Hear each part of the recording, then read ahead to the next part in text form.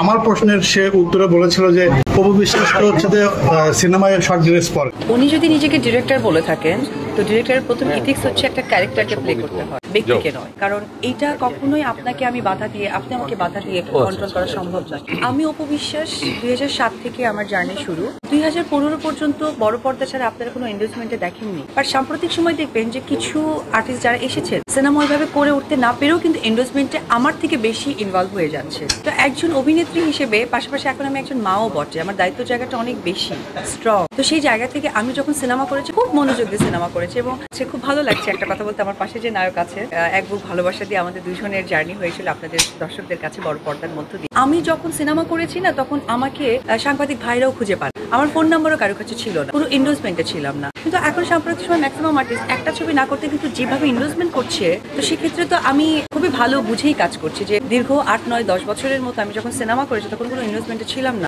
After mother আমার কাছে মনে হয়েছে যে অ্যাজ এ সেলিব্রিটি আমার দায়িত্ববোধ থেকে এন্ডোর্সমেন্ট করা দরকার। তো বড় পর্দা এবং এন্ডোর্সমেন্টটাকে আমি দুই ভাগেই ভাগ করে কিন্তু প্রেজেন্ট করেছি। আমার মনে হয় বুঝেছেন আপনারা। আমার প্রশ্নের সে উত্তরে বলেছিল যে অপু বিশ্বাস হচ্ছে যে সিনেমায় শর্ট ড্রেস পরে। এই বিষয়টা তার যে ড্রেসটা ছিল সেই ড্রেসটা কিন্তু আমরা এই সমাজে কিন্তু ওটা আমাদের যায় না আর কি, সেখানে শর্ট ড্রেসের কথা সে তুলে ধরলো। এটা না যদি দুটো কথা বলতেন। উনি যদি নিজেকে ডিরেক্টর বলে থাকেন তো ডিরেক্টরের প্রথম ইথিক্স হচ্ছে একটা ক্যারেক্টারকে প্লে করতে হয়, ব্যক্তিকে নয়। উনি আর্টিস্টকে মেনশন করে যেটা বলেছে ওটা একটা ক্যারেক্টার প্লে ছিল, ব্যক্তি অপু বিশ্বাস নিশ্চয় ছিল না।